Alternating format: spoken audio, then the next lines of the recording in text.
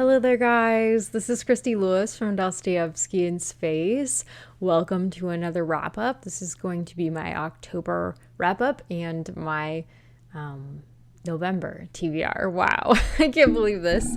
I think this is going to be more of a Red September wrap-up, honestly, because I started several things in September for Red September, but I didn't finish them in September, so I'm finishing them this month.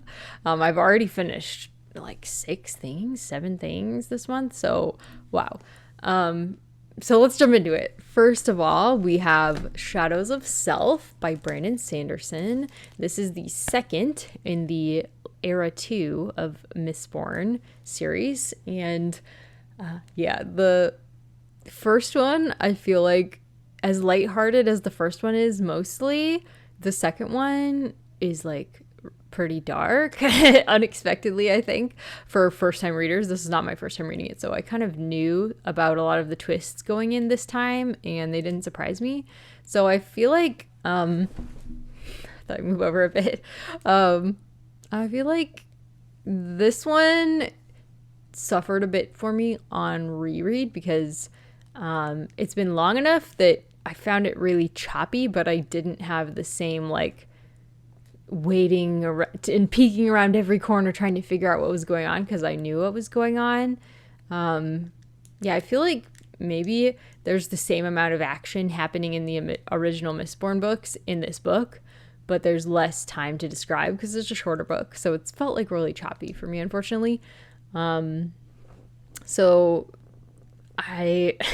there are some huge things that happen in this book, like just crazy things. So it was still the Sanderland definitely always pulls out a win for these.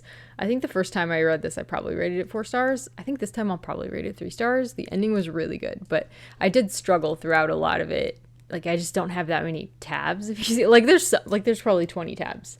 That's not bad, but if you look at like some of my other Brandon Sanderson books, you'll know that's not that much for a Brandon Sanderson book. So where Brandon Sanderson's 3 stars might be somebody else's 4 stars or even 5 stars. So it's probably a little unfair, but I just didn't connect to this volume as much, which was so weird because this is Rich's favorite.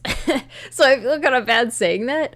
But yeah, there was definitely so much that happened, especially like in the last scene. You learn so much. Like, there was some great stuff that happened. And some great morality explored. There's some philosophy explored in here, like choice and free will, not free will. And I feel like people really fell all across the board, kind of thinking across the moral decision making of this book. Like, there's a character who can really affect how a lot of things go. He has a lot of power. He's very powerful. And some of the decisions that he made in this book were like there were legitimate criticisms of his behavior in this book, and people felt differently about it among our group, and the characters in the book felt differently about it. So that was really interesting to think about and explore. As always, Brandon Sanderson's books are meaty. So really enjoyed this. I've got the next book, book 3, waiting in the wings to start. This is my first time reading this series physically. So I was expecting to be able to follow it better. So it was really disappointing to me that it felt so jumpy. The transitions were there, but it was still hard for me to follow it, even though I was reading it physically.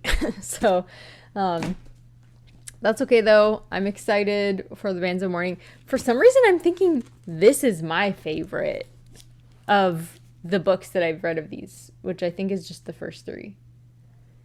I feel like it must be Steris on the cover here because she's blonde. Where this, no, this has got to be Milan. Maybe this is Milan on the cover of this book, and this is Marcy.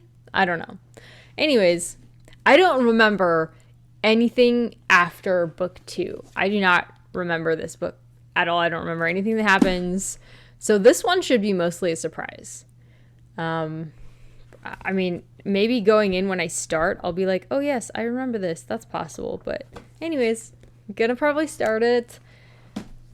I don't know if I'll start it tonight because I am like making really good progress with the Commissar Vanishes. I'll probably talk about it at my next update because I'm almost done. Like, I've read this much of it and I've got this much left, so not that much left. I'm really enjoying this. I can't wait to talk to you guys about it. I just had to bring it with me and show you guys because I love it and I can't wait to talk about it. And I wanted to tell you that's what I've been reading all week, and that's why this is going to be like a Red September wrap up. Okay, next, I just started finally Pimsleur through my library. They have the Pimsleur audiobooks and I am so grateful. So I just started, oh my gosh, I didn't pull it up. Oh yeah, I did. Okay. I started working on Korean through Pimsleur. And I'll probably work on Spanish as well, but I want to go through all the Pimsleur ones first, the Korean ones first, because I have video chats that I'm doing with Koreans and I want to improve that really quickly. But, so the nice thing, so what is Pimsleur? Pimsleur, it's like a specific learning style method, of learning a language that's very speaking and listening based, where it's basically like helping you practice speaking in like situations that you would commonly find yourself in if you were living in Korea or visiting in Korea.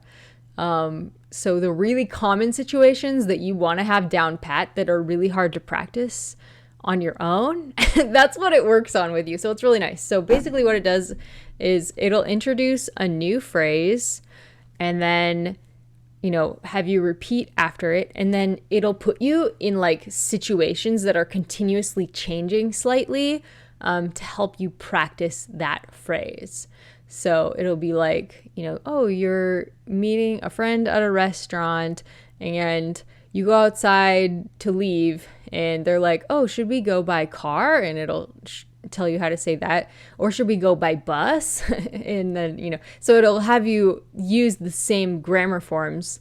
으로, you know, say 차로 갑시다 or 버스로 갑시다. And so you're practicing continually the same vocabulary and grammar, but in different situations, and you're learning new vocabulary along with it. It's really helpful. It's especially helpful for me because my vocabulary acquisition is much higher than Korean 2. I just started with level 2 because I was like, level 1 is going to be like, 안녕하세요. It's like, I know that.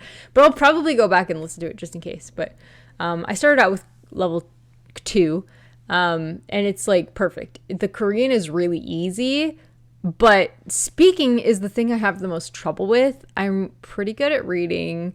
I can text my friends back, you know, without too much trouble. It just takes me some time, but I'm okay with that.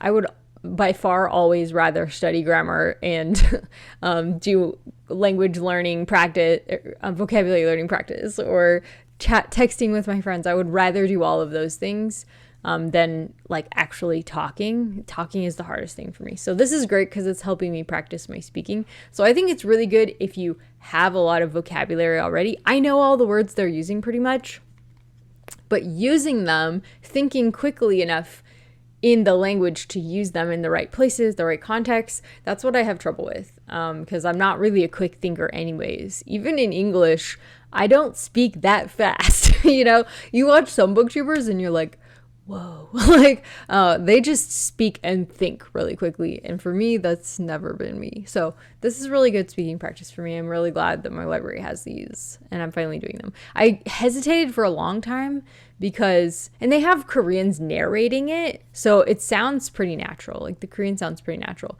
but I was always like, I don't know, I was always wanting to like specifically work on things that I was gonna enjoy on my own in Korean, and not just like, you know, travel speaking. But now that I'm actually speaking with friends and talking to friends, I just need practice speaking. Even if it's not the exact words that I would use, it helps me start thinking in the language, and then I can just talk to myself, like walking around the house. I just narrate my life in Korean, and it really helps.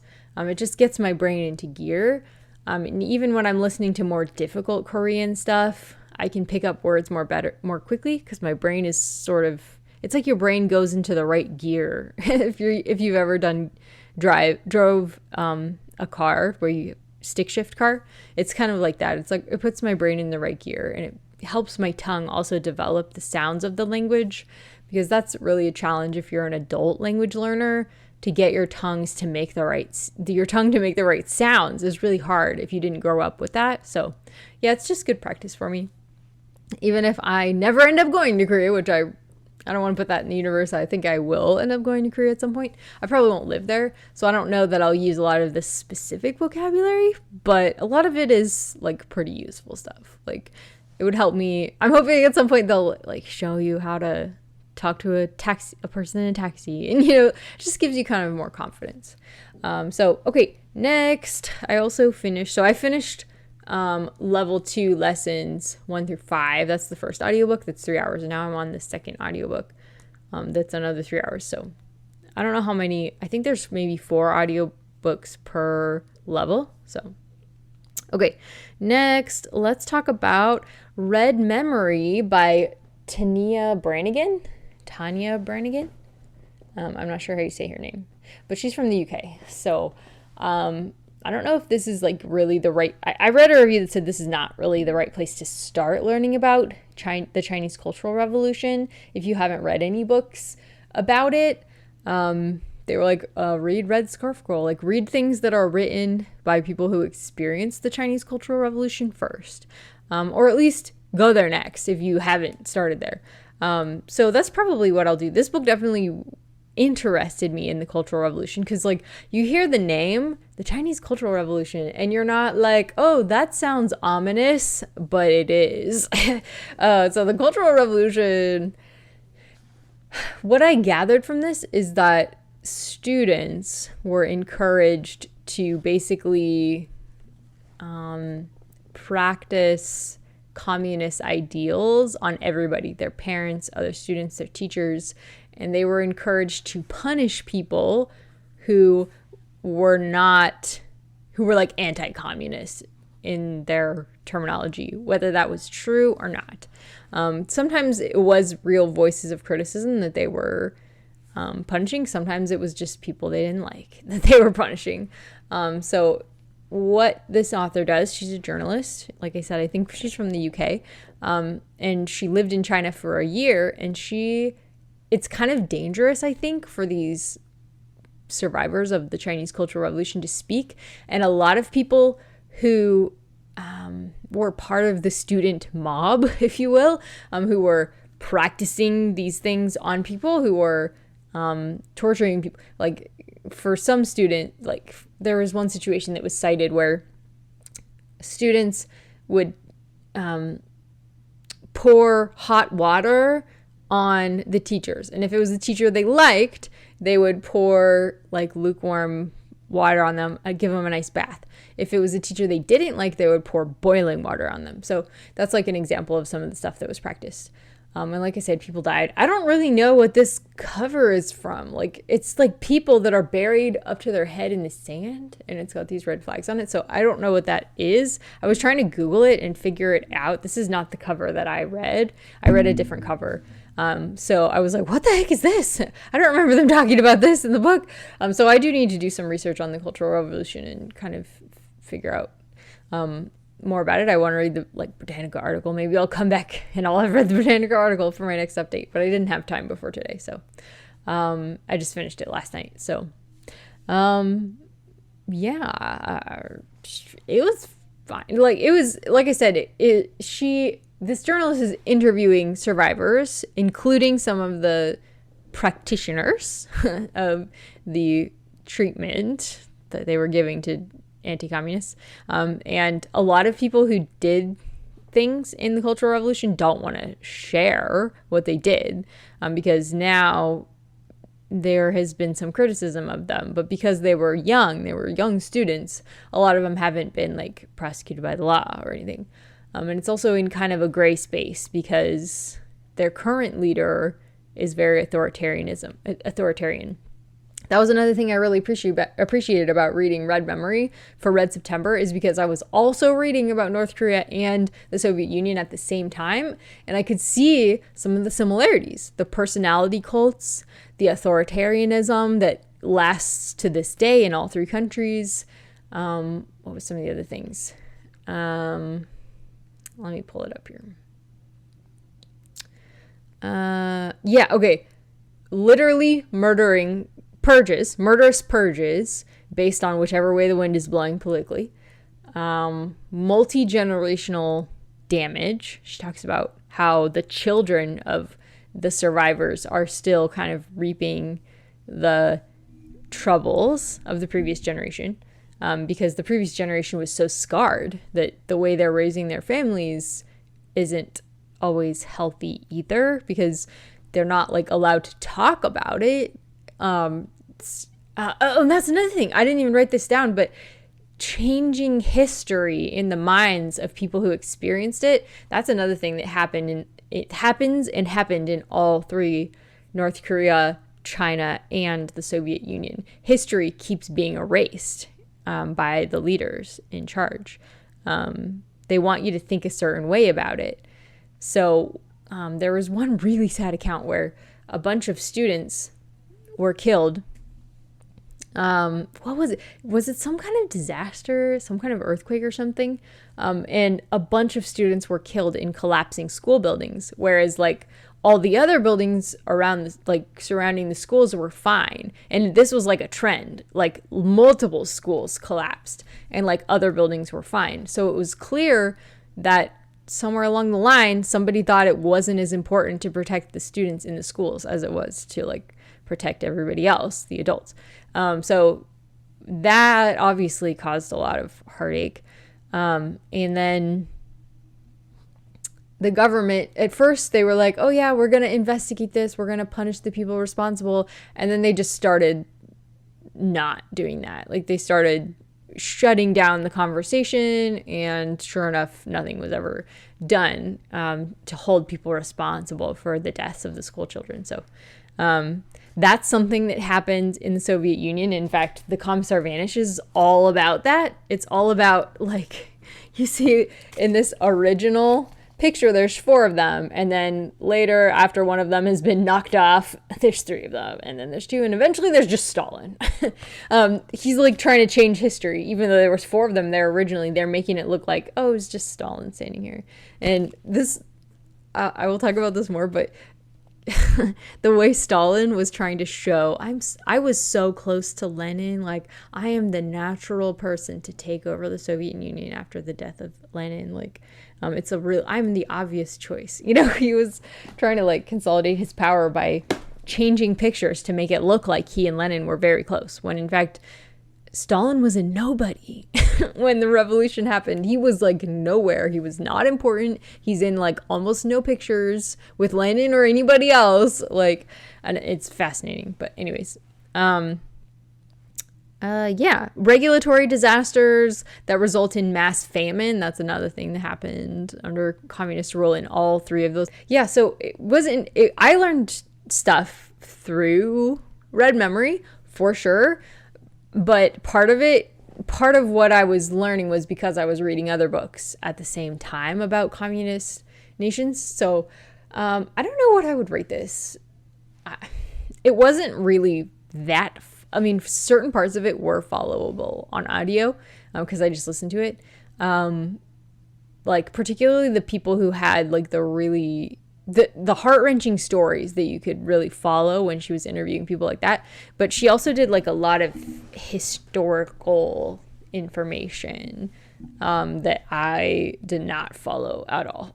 So that's why I'm gonna have to go back and read things physically. This is also a newer book, which I didn't realize. I thought this was kind of an older book. So it's probably pretty up to date as far as what we know about the Cultural Revolution, which, like in most communist nations, is somewhat limited by who talks and who doesn't talk. Oh, I forgot I was going to take my glasses off. I keep forgetting because I think it just reduces the glare when I take my glasses off, but then I can't see. But I'm trying not to use my contacts too much because insurance changes and make it rough. But anyways, okay, next I just finished The Gambler by Fyodor Dostoevsky. I forgot to pull that one up, so I'll just do it on here. But this is a novella.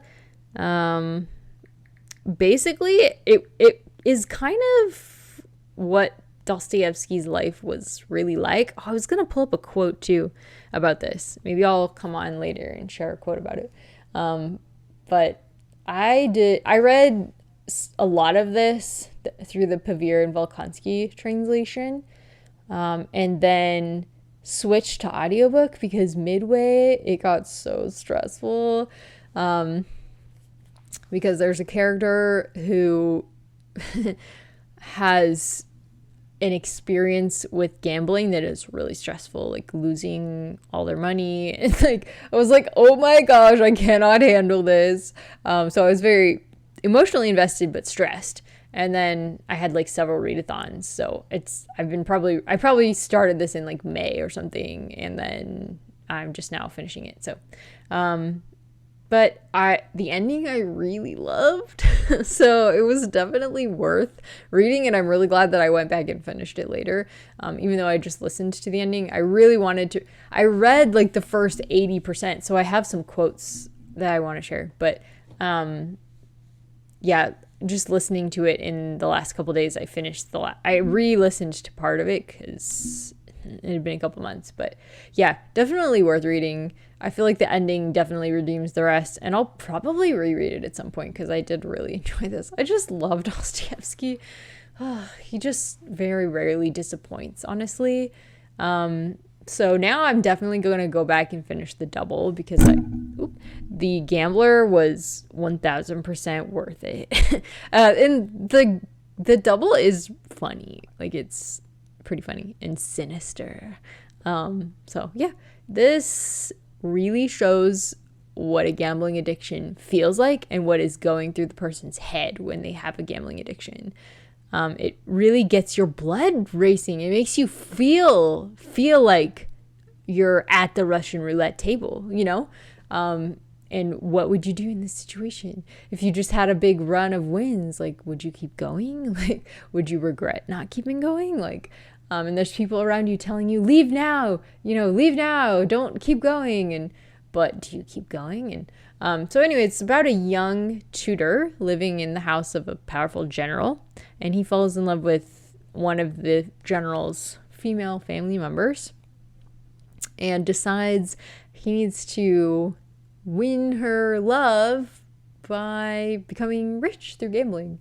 And it's about, he's like very easy to follow. At first I was like not really sure about his character. Like, it's a little bit hard to make out because some of the other characters, they just get more face time, I would say, like as far as you seeing what they're like. Even though the thing with Dostoevsky is, even though he's all about psychology, you have to read the psychology like in between the lines somewhat. He doesn't just put you in the head of the main character. So some of it is like, what the heck is going on with this main character? Like, but he's like psychological. He's just wild. He's so all over the place. I don't even know if I can describe the main character. Young, he's in love with a woman who does not give 2 cents about him, and he's not really in a great place financially. Gosh, yeah, I don't even know how to. It's kind of like rich people problems, I think, is how Faith put it for a lot of the story. But the gambling scenes were so potent and so powerful, and then the ending, seeing where the character ends up, really, really powerful. So yeah, I ended up loving it, and I rated it 5 stars. I don't know if that's quite fair because I loved the ending of this book too, and I only rated it 3 stars, even though it had a Sanderson. But I don't know, there's just something about Dostoevsky. He always gets me. I just get like so emotional and so invested. I really did care about it. I didn't stop reading because I stopped caring. It was because I was like, I can't sleep after reading this because I'm so anxious. So it's definitely like really emotional. I don't think Faith enjoyed it as much as I did. I read it with Faith, and Peg as well. And I don't think Peg finished it, and I don't think Faith loved it. So, but really, like, if you're interested in the subject matter, like the psychology behind gambling, pick it up. do it. It's so good. It's not very long. It's like pretty short. So it's like a novella. So yeah, definitely worth a read. Definitely worth a read. Next, I finished Foster by Claire Keegan. And I read this because one of my Korean friends that I've been talking with really loved it and she recommended it. And then also another friend of mine gave me one of Claire Keegan's books, a different one, and said, Foster was so good. It's my friend Hope, who runs the Neighbor program, which, if you're not aware, is what all of my ad proceeds go to. It's a charity that supports foster and reunified families by providing them with social capital in the form of a community member who wants to basically be a friend that's not paid to be there. So basically it hooks up people from the community who want to be connected with a foster family and just bring them meals or provide babysitting or whatever they need, basically. Just a friend.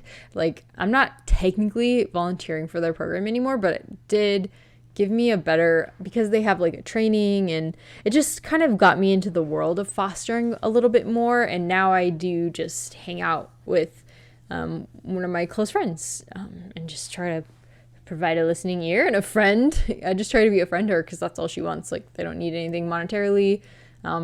They have 5 kids, so I can't really help out much with babysitting. Like, that's a bit too much for my body, but I can just be a friend and I can pray for her. So, yeah, that's kind of what it's all about, is hooking people up with somebody who might not have the social capital to provide normally. Yeah, it's a great Neighbor program, is really wonderful. I highly recommend checking it out. I have the information in my description of my video.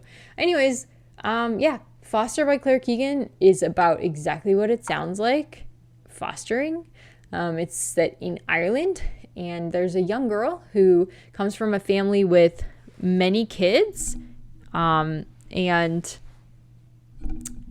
she goes to stay with a couple who doesn't have any kids, but they have loving hearts and a warm, open home to provide, and have her stay with them whenever her family needs a break, because they have a lot of kids, like I said, and the mom is pregnant with another kid, and so they send their daughter to stay with this random couple, and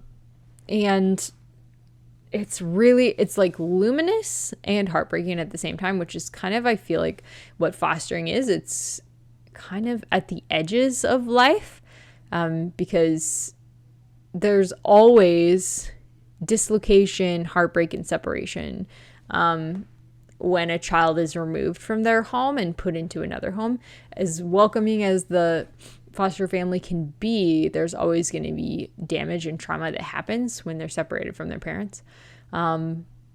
So, wow, she says a lot with just a couple words, you know, like she can really paint a picture that symbolizes so much more, and you can sort of, like I said, read between the lines, but every line is beautiful. Like I said, luminous is really probably the best word for it.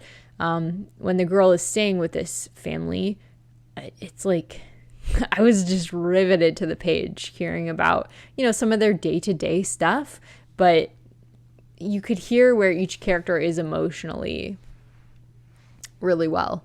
By the end of the story, it's so short. It's like 75 pages, I think, 1 hour on audiobook, but it tells a whole story. It says more in one book than a lot of books do in like hundreds of pages. So yeah, and this is, I think, why I love short fiction, because it can, like, short fiction is edited and revised so much that it's like very incisive and it says a lot in a few words, and I like that because I'm a slow reader. So yeah, I'm a big fan of short fiction, and this is probably the best thing I've read in a long time, and maybe all year, honestly. So good. The cover image says "As Good as Chekhov" by David Mitchell, and yeah, I would say it's kind of similar in like this sparse amount of words, but how much it says in those words. Really, really beautiful. Highly recommend. Super glad that I picked this up. Okay. Next. Oh, and there was this, I had a quote from that one. John's not always easy, but he's hardly ever wrong. It just reminded me of living with my husband. Kevin's not always easy, but he's hardly ever wrong. That's really what it made me think of. So I highlighted that because I thought that was so true. That's the wife in the fostering couple. She and her husband. Yeah. Anyways. Okay, and finally, Sunreach by Brandon Sanderson. This is one of there we go. 3 novellas in the Skyward series that come in between books 2 and 3. I am starting to lose my voice. Gosh, why? I loved this. At first I was like not too sure about it. Like my notes were like, why is this so long? It is really long for a novella. But as soon as a new skull appears, I became interested. What? New skull? I don't know what I'm talking about. I don't know what I was talking about. I think autocorrect corrected me, and now I don't know what I was talking about. But I said, I've been loving it since then. Since the new skull appears, I've been loving it. More hyperdrive scenes, more Alan. Okay, so why did I love this? I already started the next one, which was probably a mistake because now they're kind of going into my head in the same place. But definitely worth reading. We're getting the hyperdrives were the thing. I don't want to. So the whole second book in the series is like about a hyperdrive. What is a hyperdrive? And hyperdrives basically would allow somebody to travel through the universe at like high speed. It's kind of like a tesseract. If you've read A Wrinkle in Time, it's kind of like traveling through a wrinkle in time. It's like what makes space travel possible. So the second book is devoted basically to discovering, okay, what is a hyperdrive? How do these other civilizations travel through space? And so this novella is about a group of young pilots who are learning how to use the hyperdrives, and it's really fun. It's just really fun because of what the hyperdrives actually are. It's just fun subject matter. It's fun to see their experiments. There's a romance involved. What else can I say? I don't know how. I guess it's important. Yeah, I would say it's pretty important. There's a plot element of this that continues on from book 2 that's pretty important. So I would say probably don't skip this. It could be summarized in a line, but I would say you're missing out if you didn't read it. It's definitely worth reading. Really enjoyed Sunreach. And so now what I was really wanting while I was listening to Sunreach was exactly what the second novella gives me. So what is the second novella? Let me pull that up. So currently I am reading Redawn, which this is what I really wanted out of the novella. So the first one, I didn't know what I wanted, but it gave me what I wanted. And the second novella is giving me what I already knew that I wanted. So we'll see what the third one does. I'll probably come back to you by the end of the month with at least Redawn done, would be my guess. So yeah, that's what I have read so far this month. And I talked a lot, so it is what it is. And I'll come back to you with more later. Bye. Hi guys. Well, it is now Saturday, like October 19th or something, I don't know. And I'm having to return The Commissar Vanishes by David King, which is all about the photographic manipulation of the Stalin era. And it was really interesting because a lot of the manipulation was due to the fact that Stalin was trying to create a cult for himself, telling everyone that he was super close to Lenin when he wasn't. So it was really trying to bolster his image with the public. And also, I think I've already described this in videos before, but this picture is on the cover is a really good example of the kind of photographic manipulation that he tried to pull. So you see the original picture, there's four guys, then 3 guys after one of them was killed, and then another one was killed, and there's only 2 guys left. And then another one was killed, and there's only Stalin left. And there's a lot of really interesting photo manipulation, so I'll show you guys. This one was interesting. This one wasn't manipulation, but it shows how many people were killed in the Soviet system. Like, most of these guys were killed by their own, by other Soviet people. It specifically says Vyshinsky is the one who had most of them killed.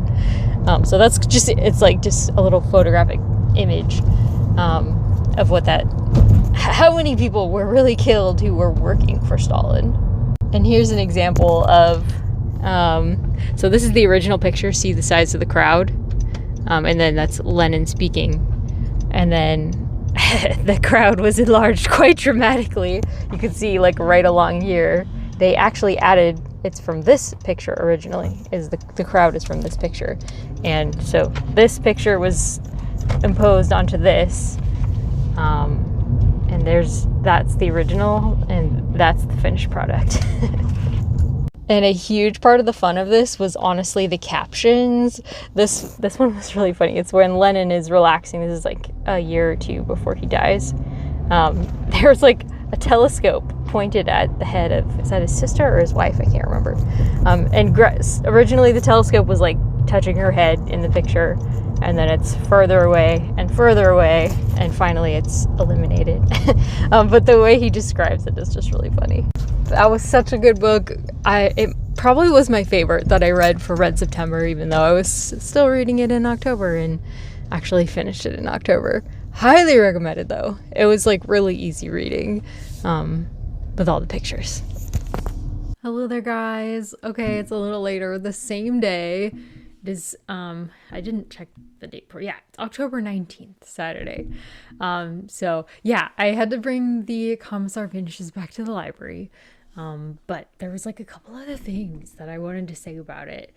I was in a hurry before, so it was interesting to hear how the retouching happened, because obviously Stalin lived before modern photo editing software. So they would actually cut these photographs up, they would airbrush them, they would paint over them. Like there's one really famous picture of Lenin talking to a crowd, and Trotsky and somebody else are just kind of standing off to the side in these photographs. And basically Stalin has some retouchers paint a staircase over Trotsky, which is interesting. And there was another case too where somebody was murdered after a painter had already begun this magnificent painting of him at sea, and he was replaced with like just a jacket hanging over the railing. I guess maybe there was something about the painting that he couldn't get rid of entirely, like where it was really obvious there was a person there, so they just painted a jacket and threw it over the railing. It was like, and always the subtitles were always pointing out like how ominous these things were and stuff like that. And there's this other really creepy painting where there's a person who's leaning out of a train that has been like very roughly taken out of the picture. You can see their outline still. It's like this ghostly kind of looking outline, like, and the author, the person collecting all of these photos, has a theory that all of the photo retouchers, they wanted to point out that, that was probably loud, sorry. They wanted to point out that, yeah, these people might be, you know, canceled, so to speak, for now, but it won't be like that forever. They could come back, you know. Some of them have just gone to the gulag and they're not killed, you know, stuff like that. So, really, really interesting book. I really, really enjoyed it so much. Yeah, and photos could be cropped. That was like really common, was the cropping. Yeah, that's, oh, and because just like common people didn't necessarily have all these photo retouchers at their disposal, but they also were kind of afraid because they could have gotten in trouble if there was somebody mentioned in a book who has been killed or deemed like an enemy of the Republic or whatever. Just like common people and just making sure that, okay, no, sorry, I thought, I can't see anything without my glasses, but I don't want to use my contact. I saw a red thing on my camera. I was like, oh my gosh, is it dying? Anyways, yeah, common people didn't have all those resources, but they could still get in trouble if someone in a book was mentioned who was deemed an enemy of the people. So they would just take a marker to people's pictures or names or cut them out with scissors. So they were literally, it is like very Orwellian. Like they were literally trying to change history by changing all evidence of it. But thankfully, some of the original photographs and books survived all of this in the USSR. So yeah, that was a super, super interesting book. Definitely recommended if you're at all interested in Stalinist Russia. I learned a bit about Lenin too. Not as much about Trotsky, but I did see a picture of Trotsky for the first time after reading like half of History of the Russian Revolution. I finally saw a picture of Trotsky. So yeah, anyways. Okay, moving on. Next, let's talk about the Apothecary Diaries, Volume 12. I can't reach it. Hopefully, yeah, okay. I think it's okay. This is the last volume that is available of this manga series.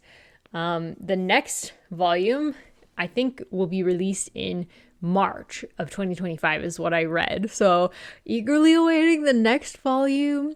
There is a plot development happening that I've been like, I've probably known since like volume 4 that this plot development was eventually going to happen. But the main character is very resistant to this plot arc happening. She's like, I do not want this to be happening, but I don't think she's going to have a choice. I think it's going to be I think her mind is going to change, but she's very resistant to it. So it's kind of fun. I've known where it was going, and as always, the art is like really funny and really gorgeous. I love it when when the artist, Neko Kurage. So the story is by Natsu Hyuga. She wrote light novels first, and then now Neko Kurage is illustrating it. I wonder if Neko Kurage is also doing the anime. I haven't seen the anime, but I did pull it up on Crunchyroll and I was considering watching it, but I just have so little TV watching time that I really need to devote it to the languages I'm learning, either Korean or Spanish. I need to devote it to that. So, or it has to be something that Kev and I watch together that I can just kind of do my exercises or cook while we're watching it. So anyways, I love it when Neko Kurage dresses her up, the main character, Mao Mao, because she's so pretty when she wants to be, but she normally doesn't want to be because she doesn't want to attract the attention of like all these upper class men. She knows what happens if you are pretty and you attract their attention. So she purposely like gives herself freckles and things that make her less attractive, because that means she's been in the sun if she has freckles, you know? I think freckles are adorable personally, but anyways, she tries all these ways to make herself not look pretty. But in this volume, she was dressed up to the max because they visit some high-ranking people, and that was really fun. So, and there was also some spooky stories told in this one, which I was really looking forward to reading. So those were fun too. This author has such a way of like throwing these interesting kind of creepy details in, where it's like it's medically interesting, as always, and I think that's one of my favorite things. But honestly, these are just like perfect mangas. I love them so much. So really looking forward to the next one. Definitely though, this volume was like not suitable for, I would say like PG-13 at least. So FYI, most of the series is set in a harem, so keep that in mind. Not a series probably, I would say, for kids, but lots of sexual humor. Not lots, some sexual humor. But if not, there is lots of references to sex. Like I said, it's set in a harem, so keep that in mind if you're sensitive to that. Okay, next, the Trumpet Major. Oh my gosh, my first Victorian classic in so long, and it was such a banger. I adored this. This was like a perfect novel, guys. I really need to read me some more Hardy. Victoria recommended one to me forever ago when I was vlogging every week. I was gonna do her vlog next. I got stalled on Dia's vlog, and then I stopped vlogging right around that time. So I filmed all of this vlog about reading books that Dia recommended to me, and then I never edited it and posted it. And I didn't quite get to the point where I was filming Victoria's vlog, but it was coming next. Anyways, finally, so glad that Tiffany's Patreon, like names, Tiffany's Patreon was reading The Trumpet Major by Thomas Hardy for, I'm just going to sit down and finish my nails because there's nothing to see there. It's just the Gutenberg copy of it, which I think I just got a library copy actually this time because I wasn't sure if it was one that I would love enough where I'd want to keep it and reread it and keep all my notes. So I figured, well, the library copy will disappear at the end. So that's usually why I do library copies for classics now. It's because I'm not always sure if I will want to keep them instead of Gutenberg. But anyways, such a good book. So basically, we are following a trumpet major, as you can imagine by the title, who falls in love with a girl that, she like 20 or something? You know, she's like a young woman, actually of money, of class. She's a young woman of class. So class does play a major role in the story because all of the women's suitors, you know, there's like a man who has a lot of money and class. And then there's two men in the military and their brothers. And basically it's like the story of her choosing among her three suitors. And there is one person, the whole book, you're just like, please do not choose this guy. Do not choose this guy. Do not choose this guy. But she's like a very kind of proud young woman, I think maybe because of her class, but she has like she has good character. I would say she has character. She's very faithful. But she has fatal flaws like every other character in this book. There is not a flawless character in this book in the sense that there's any perfect humans. I'd say it's a flawless book. Honestly, the way Hardy pulls you along, it is really funny. It's written to be funny. But in like a tragic comedy kind of a way, you know? It's funny, but it's like also kind of too real at times, if you know what I mean. You kind of know to expect with Hardy's endings that, you know, even if you're enjoying the ride, the ending is going to be like, it's not, if you're somebody who likes a romance with a happy ending and stuff like that, you just kind of know with Hardy, that's not what you're going to get. It's not a beginner classic, I would say. It's not a comedy in the sense that it ends with like, oh, everybody's wishes and dreams are fulfilled and everybody becomes a better person throughout the course of the story. Unfortunately, that is not how it goes, but it is, I just feel like he has a really good way of portraying human folly. And it's very entertaining. It's so accurate and realistic to me. So, if you want to, I feel like I always learn about character and human folly from reading Hardy. And I think this is only my second Hardy.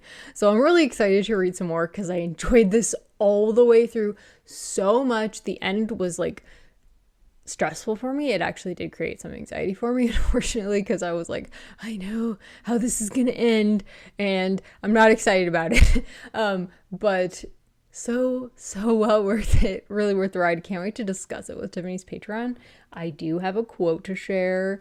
I feel like it was a pretty quotable novel. Not like quotable all throughout, but there's lots of highlights that I made. So one of the highlights that I made, that it kind of shows people's mindsets at the time. I feel like I feel like Hardy must have had a pretty high IQ because he can kind of take what's going on at the time and say something funny about it that's also like very true about the period. It's like that seems accurate. So he said, it should be stated that at this time there were two arch enemies of mankind, Satan, as usual, and Bonaparte, who had sprung up and eclipsed his elder rival altogether. So very Bonapartean novel. Oh, hang on. Okay, sorry, my computer's gonna restart. It is set during the wars, which were, I don't remember which year that it's set in, but because two of the main love interests are in the British Army, British military, let's say. They're not both in the army. So one's in the army and then the other is in the navy. There's a lot, there's some army talk for sure, but it's very focused on Anne, the main character, and the men who try to woo her. Yeah.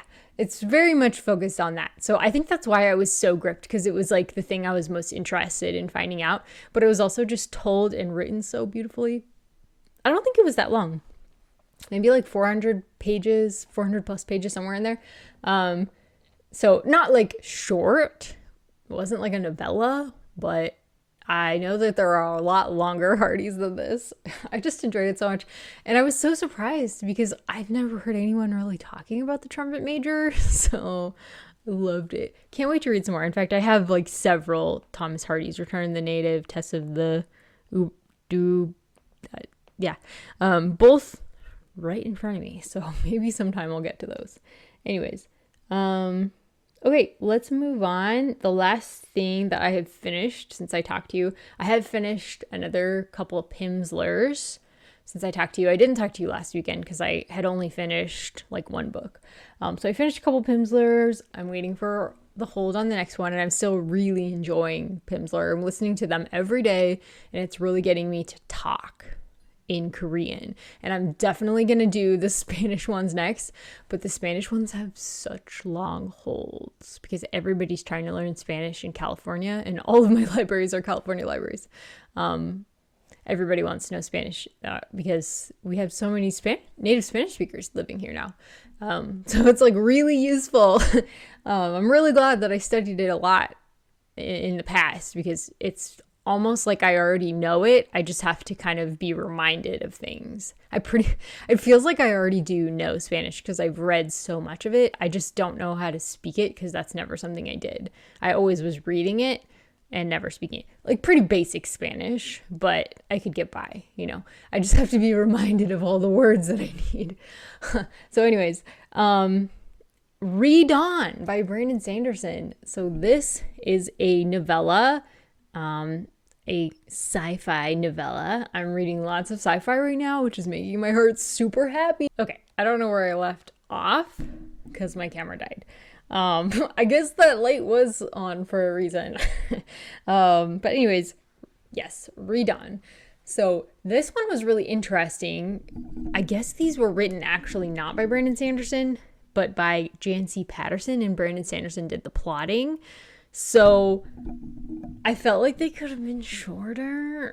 I don't know. Both of them so far, I was kind of like, both of these could have been shorter. So Janci Patterson, shorten it up a little bit, maybe. It would be great. I mean, you're really channeling your inner Sanderson by the length of these novellas. So far, both of them have been 7 hours long, which isn't a novella length. That's a novel length.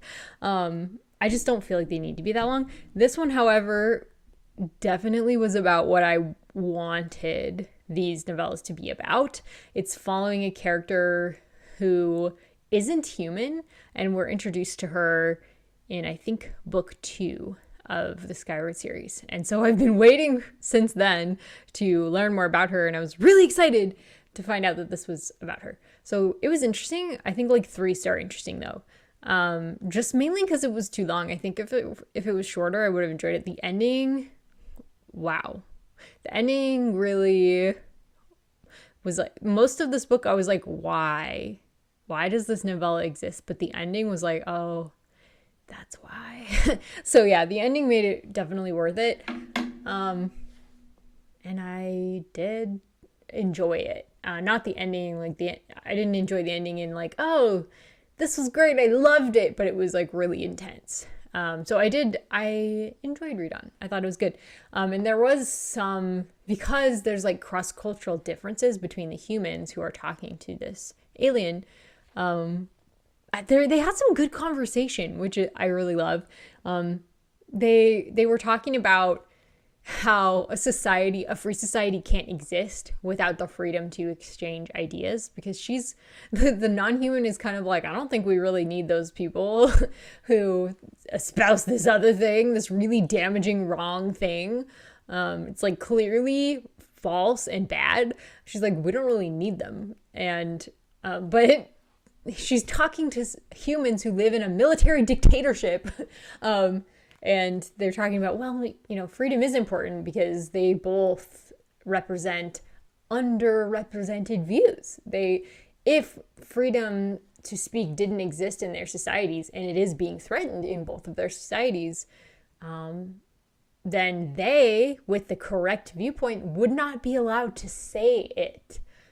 It would be against the law, and they would get in trouble, and they would be silenced if they're not free to espouse their ideas. So they're like, basically, freedom of speech has to exist in order for the right side to be espoused in many cases, because sometimes the right point of view that is most correct, most aligned with reality and best for the future is not the most common viewpoint.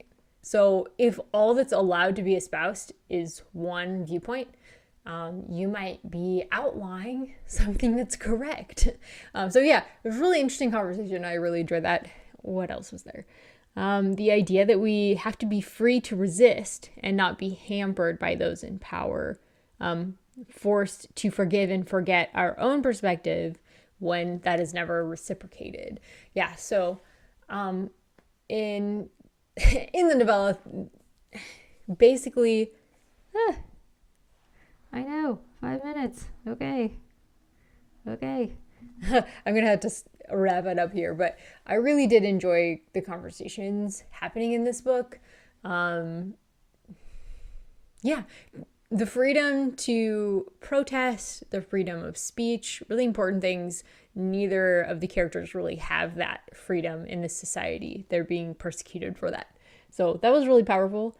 And the idea that the superiority who is like trying to control these nations, they got rich using resources that they won't let developing nations use, which is something that happens currently. Developing nations have to like enter the climate accords and stuff like that won't let them use fossil fuels, basically, which is how the superpowers the current superpowers got rich, by using fossil fuels, sometimes stealing the fossil fuels from the nations that are still developing right now. So I thought that's something that really bothers me. Reading that history about Congo, I think that's where I first heard that idea that, Congo is not being allowed to develop using fossil fuels because of climate concerns, when people used their resources to become rich. So it seems like really unfair that we would be like, no, you can't use fossil fuels to develop your country. I feel like that might not be what Janci Patterson and Brandon Sanderson were going for, but I was like, yeah, I agree with that. Developing nations should be allowed to use whatever resources they own in order to develop. Because overall, everybody becoming more wealthy will help us be able to move to cleaner energy, but it's going to take time, and it's going to take money, and it's going to take more research. We're not really there yet. We're not ready yet for that shift to happen. So yeah, I thought it was dragging at times, but some interesting conversations happened, namely like one or two interesting conversations happened, and then the ending was like, bam! So it was a necessary bridge to get through, but I still enjoyed it. I just enjoy sci-fi, honestly. Give me a 3-star sci-fi any day, and I'll be pretty happy with it. Modern sci-fi, I won't say that about the past, but modern sci-fi, a lot of it is written by women, I've noticed. So I enjoy it. I enjoy it maybe a little more.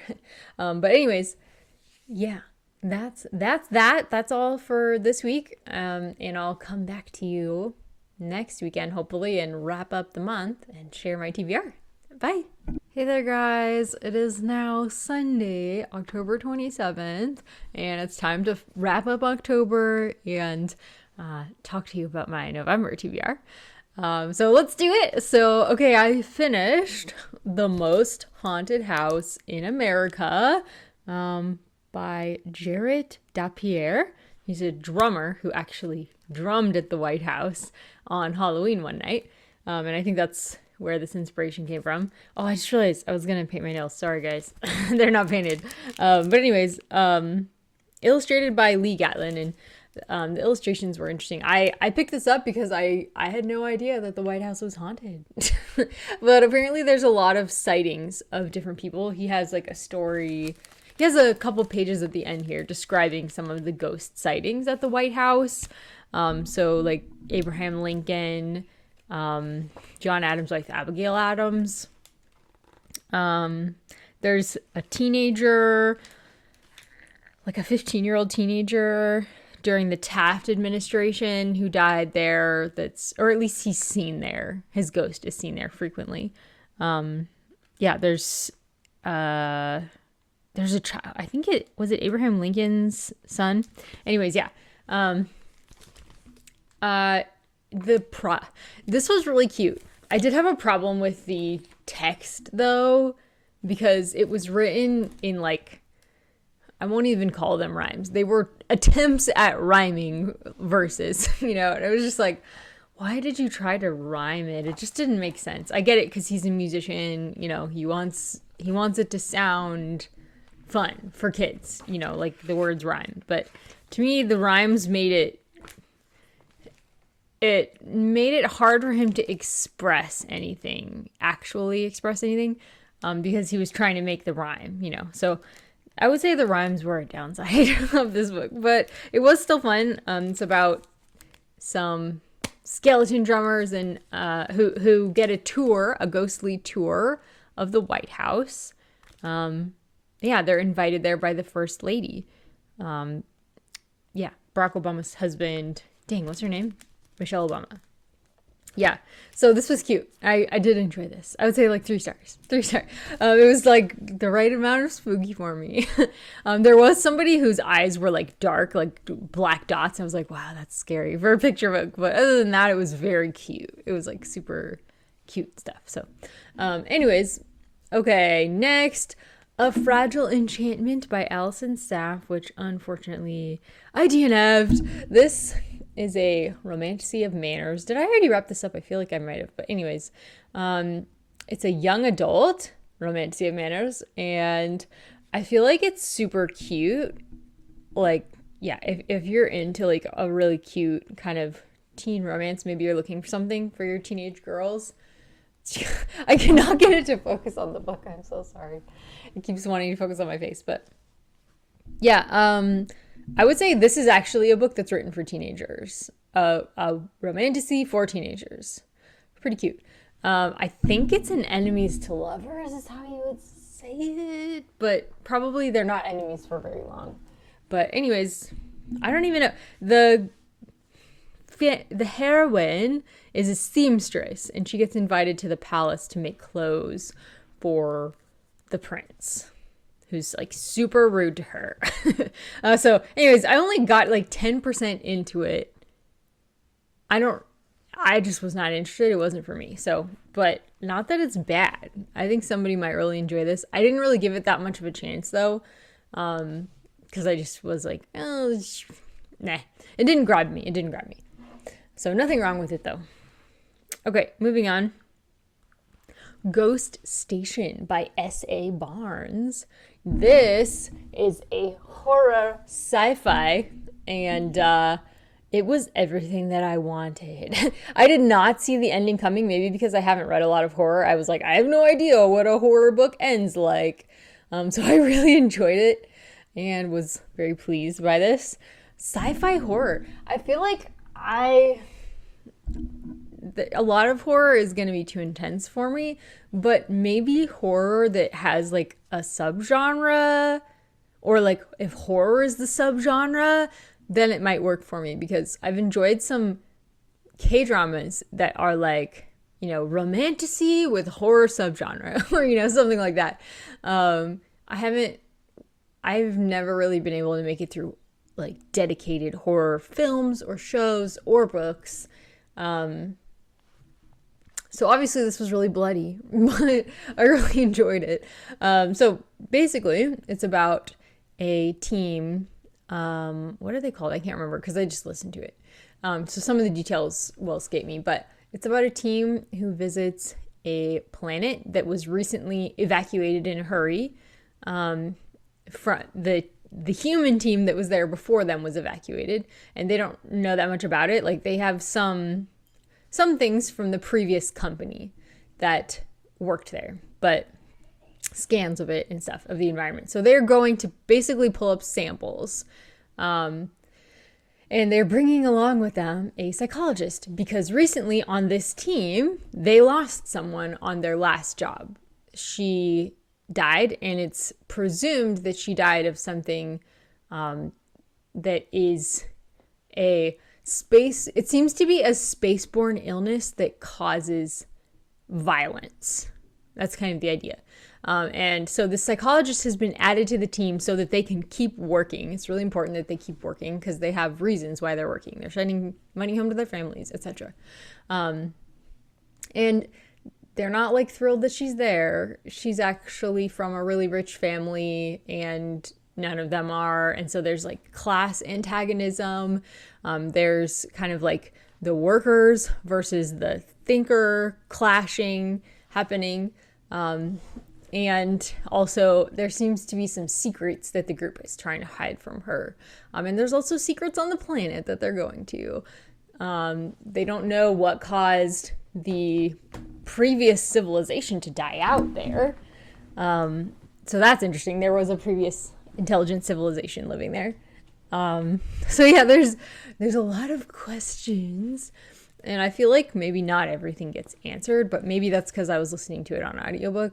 Regardless, I really enjoyed it, and I think I would rate it like 4 out of 5 stars. It was like a little bit intense at times to where I have been having trouble reading at night. Excuse me, my pants are just like, I'm trying to get them comfy.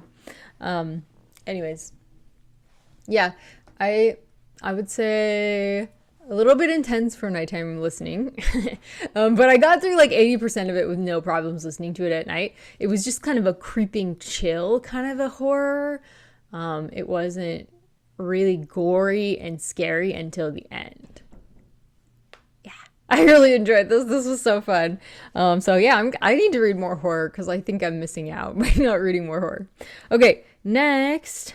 I forgot to, I'd actually wrapped this up. I actually finished this earlier in the month with Kevin, but I forgot to wrap it up. So here we are. This is Dark Sacred Night by Michael Connelly, which is a police procedural type series. I don't know if you'd call it thriller or mystery. Probably more mystery. I thought that they were going to be more thrillers, and sometimes the endings kind of feel thrillery. Or like the last third feels really thrillery. I really like Michael Connelly's endings. Most of the book for me is just fine, and I zone out a lot and I miss a lot of the details, but Kevin is able to follow it really well, and I think that that's because he's in law enforcement. So Kevin really loves these, and I think they're fine. But I do really enjoy his endings. I think he wraps things up really well. Yeah, a Ballard and Bosch novel. So this is the third in the Renee Ballard series, which follows up the Harry Bosch series that came earlier. There's a lot of books in the Harry Bosch series. So the first book in the Renee Ballard series just follows Renee Ballard, and then they start working together as a team in the second book. So we really like their books together because they are so different. Renee Ballard is like the rule follower, and Harry Bosch is like the damn the rules kind of a guy. I just do what needs doing kind of a guy. So yeah, he's like a cowboy kind of a guy, you know. So it's fun seeing their interplay because she's just like, she ends up yeah. Anyway, so good series. I think they are interesting together, and it has different voice actors voicing both of them. And it has the two that we like. We like both of these voice actors. I think book 1 had a different voice actor for Renee, and we were like, you're not as good. But both of the voice actors for the second book, the third book, and the fourth book, which we've already read. I think we've read the fourth book. No, we've read the fifth book. We haven't read the fourth book yet. But I'm assuming the fourth book has the same audio narrators as books 2, 3, and 5. But anyways, was this the second book? Anyways, this might be the second book. I'm sorry. This might be the second book, and then anyways, yeah, I forget which number this is exactly. Again, it's not like my favorite series, groundbreaking work ever, but I do really enjoy them, and I really enjoy that Kevin enjoys them, because before we started finding series that he liked, we were listening to a bunch of series that were like my favorites, like Harry Potter and the Hunger Games and stuff, which he ended up really enjoying, and I'm really glad. But now we're finding books and series that he really likes. So yeah, we're going to keep going with those. And yeah, and I've been continuing to work on my Pimsleur a lot, and that's all that I've finished. So I don't know how many books I finished this month. Probably not as much as last month, but it wasn't bad. I'm in the middle of a lot of things. So I'll start with those for my TBR. It's time for the TBR. Okay, I'll just kind of scroll through my Libby a little bit with you guys. So first, actually, let's look at Hoopla. I have not picked up History of the Russian Revolution again this month because there was some Christian nonfiction that I really wanted to read. I really like to read a Christian nonfiction every month, but so far I haven't been able to finish this same one that I've been working on. And I wasn't able to move on to the one that I wanted to do with Tiffany and Dia in Chrissy, which I was really sad about, the Spurgeon book that they did. I really, honest faith. So anyways, hopefully next month I'll get to that. But regardless, I am working on Show Them No Mercy, which is about the Canaanite genocide. And there's a lot of scripture in here, which is good. It's kind of breaking down. Sorry, that's not a great picture of the title, but yeah, Show Them No Mercy. It's a, 4 views on God and the Canaanite genocide.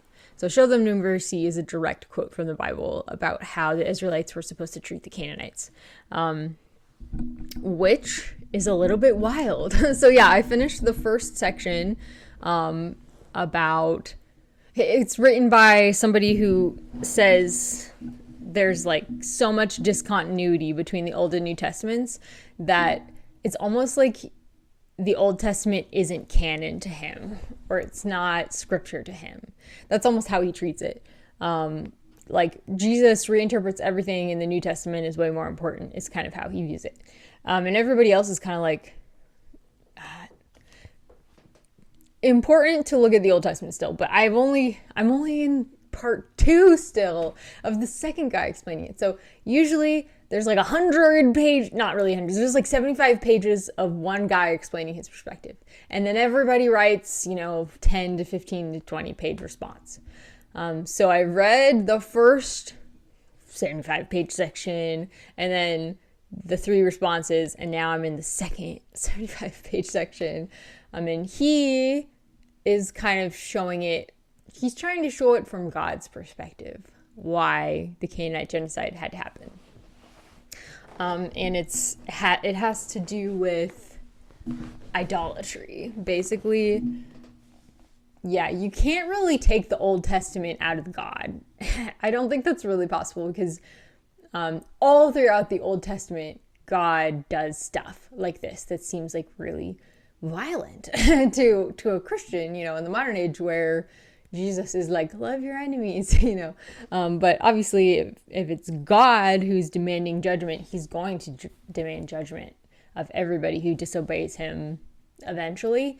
It's just that he gives people a certain amount of grace to change their mind and come back to him. Still reading that, still processing through that. It's interesting and heavy, very heavy, but I'm really enjoying that, and hopefully I'll be able to wrap that up eventually. Okay, what else? I've been, oh my gosh, reading Human Acts by Kang.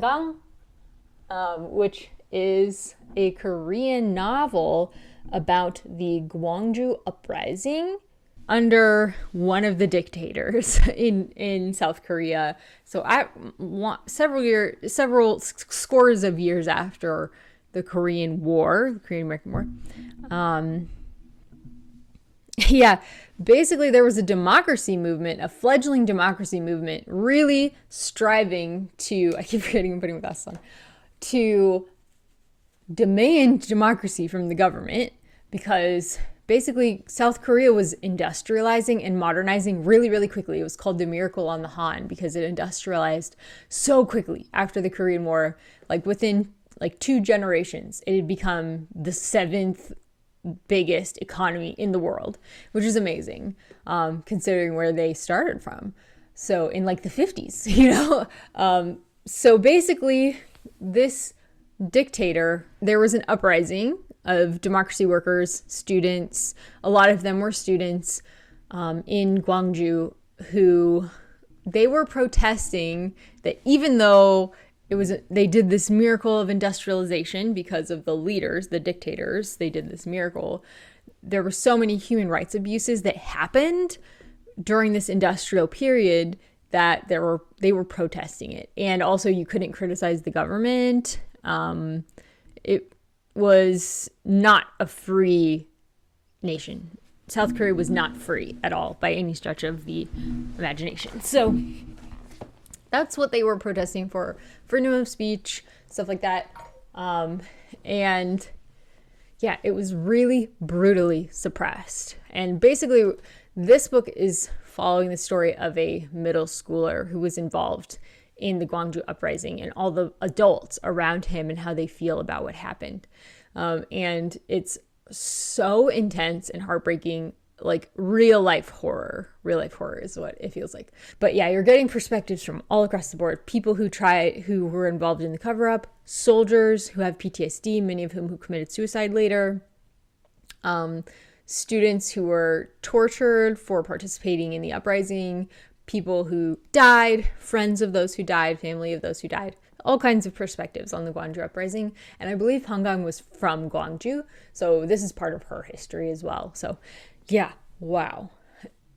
This might be a favorite of the year, not because it's like really fun and happy reading, but because it's so good. It's so good. I can't believe it took me so long to read this. Definitely highly recommended. I'm also almost done with the Bands of Mourning, which for most of it, I was a little bit bored, unfortunately. But some interesting things do happen in the second half, and this ending is wild, like beyond my dreams wild. I don't think I've read this whole book. I thought that I had. I think I was wrong. Yeah, so anyways, I think I read the beginning, and I don't think I finished it. I think I must have kind of inadvertently DNF'd it. But anyways, listening to Evershore still by Branigan Sanderson. That's been slow going. Listening to Level 3 now in Pimsleur Korean, and I discovered something that is mispronounced, and I'm really irritated. Actually, you might be able to say it this way, but like every other person that I've heard pronounce the word pronounced it differently, but I'm still getting a lot out of it. It's just good to practice speaking. It gets you more comfortable using things that you already know, but you may have never like put it all together in a sentence before, or at least not in a long time. It's a good review for me. It's a good review. I'm also reading Compassion and Conviction by Justin Giboney, with Faith's Theology Book Club in her Discord, Faith from Faith in Books, and I am loving this. Oh my gosh, the introduction and preface in first chapter were so good. Oh my gosh, so good, so quotable. I quoted some things on Instagram. To refuse to engage in politics is to refuse to take advantage of a useful tool for God's work. And he talks about like a situation where Christians should have been more vocal. They were vocal about particularly the Indian Removal Act. Christians did were vocal against it, but if more Christians had been vocal, if more of them had been vocal, then it might not have happened. Andrew Jackson might not have signed it. And a lot of human suffering would have been prevented.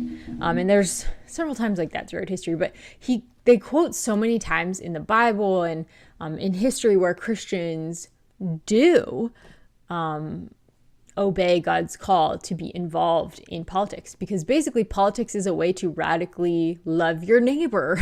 It's getting involved in a way that can help your neighbors. And so, yeah, making informed, thoughtful choices when you're voting is really important. This came at a great time for me because I was voting this last weekend. So it was really helpful. And I'm loving this. I'm so glad Faith recommended it. She really trusts the guys who write it. And so, yeah.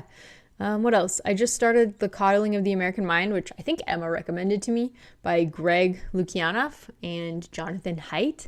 And it's been interesting so far. I don't know if I agree with everything that they're saying, but it is interesting.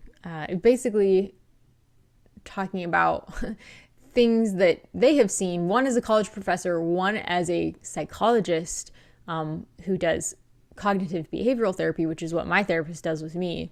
It's basically cognitive behavioral therapy helps you think your way around your problems so that you don't like anxiety spiral or become depressed about those things.